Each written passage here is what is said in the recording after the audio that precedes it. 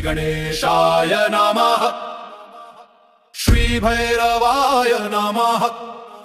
ॐ चण्डं प्रतिचण्डं करधृतदण्डं कृतरिपुखण्डं सौख्यकरं लोकं सुखयन्तं विलसितसन्तं प्रकटितदन्तं नृत्यकरं डमरुध्वनिशङ्खं मन्तं तरलवतं सुन्दरं तं मधुरहसन्तं लोकभरं भज भज भूतेशं प्रकटमहेशं भैरववेशं कष्टहरम्। चर्चित सिन्दूरं रणभुविदूरं दुष्टविदूरं श्रीनिकरं किङ्किणिगणरावं त्रिभुवनपावं खर्प रसावं पुण्यभरं करुणामय वेशं सकलसुरेशं मुक्तसुकेशं पापहरं भज भज भूतेशं प्रकटमहेशं भैरववेशं कष्टहरम्। कलिमलसंहारं मदनविहारं फणिपतिहारं शीघ्रकरं कलुषं शमयन्तं परिवृतसन्तं मत्कदृगन्तं छगन्तं शुद्धतरं गतिनिन्दितकेशं हन्तनदेशं अरनुतहंसं सुच्छक्षं सुसन्मुण्डकरं भज भज भूतेशं प्रकटमहेशं भैरववेशं कष्टहरम्। कठिनस्तनकुम्भं सुकृतसुलम्भं कालीटिम्भं खड्गधरं वृतभूतपिशाचं स्फुटमृदुवाचं स्निग्धसुकाचं भक्तभरं तनुभाजितशेषं विलमसुदेशं सर्वसुरेशं प्रीतिनरं भज भज भूतेशं प्रकटमहेशं भैरववेशं कष्टहरम्। ललिताननचन्द्रं सुमनवितन्द्रं बोधितमन्त्रं श्रेष्ठवरं सुखिताखिललोकं परिहितशोकं शुद्धविलोकं पुष्टिकरं वरदाभयहारं तरलिततारं क्षुद्रविदारं तुष्टिकरं भज भज भूतेशं प्रकटमहेशं भैरववेशं कष्टहरम्।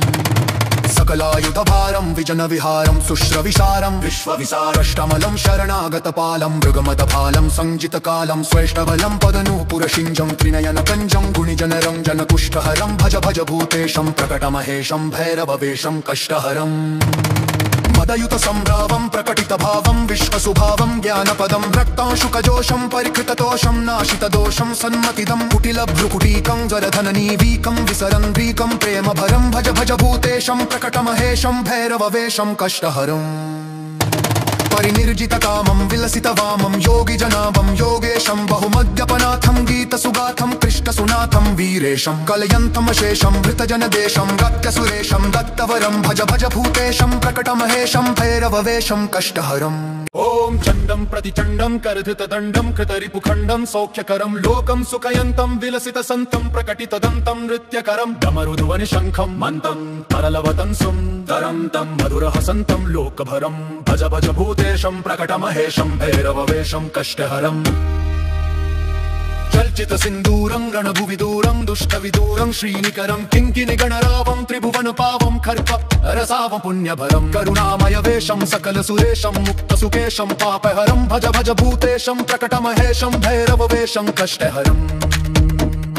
कलिमलसंहारं मदनविहारं फणिपतिहारं शीघ्रकरं कलुषं शमयन्तं परिवृतसन्तं मत्कदृगन्तं छगन्तं शुद्धतरं गतिनिन्दितकेशं हन्तनदेशं अरनुतहंसं सुच्छक्षं सुसन्मुण्डकरं भज भज भूतेशं प्रकटमहेशं भैरववेशं कष्टहरम्। कठिनस्तनकुम्भं सुकृतसुलम्भं कालीटिम्भं खड्गधरं वृतभूतपिशाचं स्फुटमृदुवाचं स्निग्धसुकाचं भक्तभरं तनुभाजितशेषं विलमसुदेशं सर्वसुरेशं प्रीतिनरं भज भज भूतेशं प्रकटमहेशं भैरववेशं कष्टहरम्। ललिताननचन्द्रं सुमनवितन्द्रं बोधितमन्त्रं श्रेष्ठवरं सुखिताखिललोकं परिहितशोकं शुद्धविलोकं पुष्टिकरं वरदाभयहारं तरलिततारं क्षुद्रविदारं तुष्टिकरं भज भज भूतेशं प्रकटमहेशं भैरववेशं कष्टहरम्। सकलायुधभारं विजनविहारं सुश्रविशारं विश्वविसारष्टमलं शरणागतपालं मृगमदभालं संजितकालं स्वेष्टबलं पदनूपुरशिञ्जं त्रिनयनकञ्जं गुणिजनरं जनकुष्ठहरं भज भज भूतेशं प्रकटमहेशं भैरववेशं कष्टहरम्। मदयुतसम्भ्रावं प्रकटितभावं विश्वसुभावं ज्ञानपदं रक्तांशुकजोषं परिकृततोषं नाशितदोषं सन्मतिदं कुटिलभ्रुकुटीकं जरधननीवीकं विसरन्ध्रीकं प्रेमभरं भज भज भूतेशं प्रकटमहेशं भैरववेशं कष्टहरम्। परिनिर्जितकामं विलसितवामं योगिजनाभं योगेशं बहुमद्यपनाथं गीतसुगाथं कृष्णसुनाथं वीरेशं कलयन्तमशेषं वृतजनदेशं गत्यसुरेशं दत्तवरं भज भज भूतेशं प्रकटमहेशं भैरववेशं कष्टहरम्। ॐ चण्डं प्रतिचण्डं करधृतदण्डं कृतरिपुखण्डं सौख्यकरं लोकं सुखयन्तं विलसितसन्तं प्रकटितदन्तं नृत्यकरं डमरुध्वनिशङ्खं मन्तं तरलवतं सुन्दरं तं मधुरहसन्तं लोकभरं भज भज भूतेशं प्रकटमहेशं भैरववेशं कष्टहरम्। चर्चित सिन्दूरं रणभुविदूरं दुष्टविदूरं श्रीनिकरं किङ्किणिगणरावं त्रिभुवनपावं खर्प रसावं पुण्यभरं करुणामय वेशं सकलसुरेशं मुक्तसुकेशं पापहरं भज भज भूतेशं प्रकटमहेशं भैरववेशं कष्टहरम् कलिमल संहारं मदन विहारं फणिपतिहारं शीघ्रकरं कलुषं शमयन्तं परिवृतसन्तं मत्कदृगन्तं छगन्तं शुद्धतरं गतिनिन्दितकेशं हन्तनदेशं अरनुत हंसन् सुच्छक्षं शुभसन्मुण्डकरं भज भज भूतेशं प्रकटमहेशं भैरववेशं कष्टहरम् कठिनस्तनकुम्भं सुकृतसुलम्भं कालीडिम्भं खड्गधरं वृतभूतपिशाचं स्फुटमृदुवाचं स्निग्धसुकाचं भक्तभरं तनुभाजितशेषं विलमसुदेशं सर्वसुरेशं प्रीतिनरं भज भज भूतेशं प्रकटमहेशं भैरववेशं कष्टहरम् ललिताननचन्द्रं सुमनवितन्द्रं बोधितमन्त्रं श्रेष्ठवरं सुखिताखिललोकं परिहितशोकं शुद्धविलोकं पुष्टिकरं वरदाभयहारं तरलिततारं क्षुद्रविदारं तुष्टिकरं भज भज भूतेशं प्रकटमहेशं भैरववेशं कष्टहरम्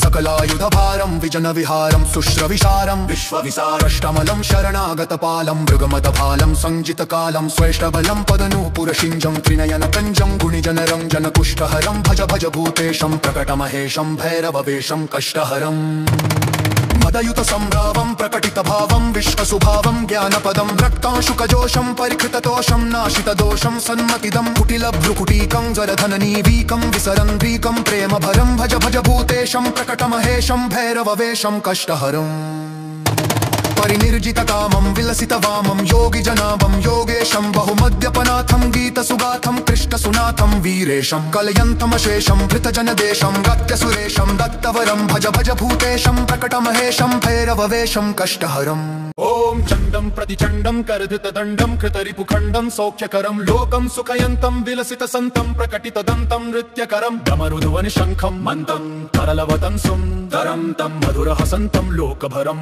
भज भज भूतेशं प्रकटमहेशं भैरववेशं कष्टहरम् चर्चित सिन्दूरं रणभुविदूरं दुष्टविदूरं श्रीनिकरं किङ्किणिगणरावं त्रिभुवनपावं खर्प रसावं पुण्यभरं करुणामय वेशं सकलसुरेशं मुक्तसुकेशं पापहरं भज भज भूतेशं प्रकटमहेशं भैरववेशं कष्टहरम् कलिमल संहारं मदन विहारं फणिपतिहारं शीघ्रकरं कलुषं शमयन्तं परिवृतसन्तं मत्कदृगन्तं छगन्तं शुद्धतरं गतिनिन्दितकेशं हन्तनदेशं अरनुत हंसन् सुच्छक्षं शुभसन्मुण्डकरं भज भज भूतेशं प्रकटमहेशं भैरववेशं कष्टहरम् कठिनस्तनकुम्भं सुकृतसुलम्भं कालीडिम्भं खड्गधरं वृतभूतपिशाचं स्फुटमृदुवाचं स्निग्धसुकाचं भक्तभरं तनुभाजितशेषं विलमसुदेशं सर्वसुरेशं प्रीतिनरं भज भज भूतेशं प्रकटमहेशं भैरववेशं कष्टहरम् ललिताननचन्द्रं सुमनवितन्द्रं बोधितमन्त्रं श्रेष्ठवरं सुखिताखिललोकं परिहितशोकं शुद्धविलोकं पुष्टिकरं वरदाभयहारं तरलिततारं क्षुद्रविदारं तुष्टिकरं भज भज भूतेशं प्रकटमहेशं भैरववेशं कष्टहरम्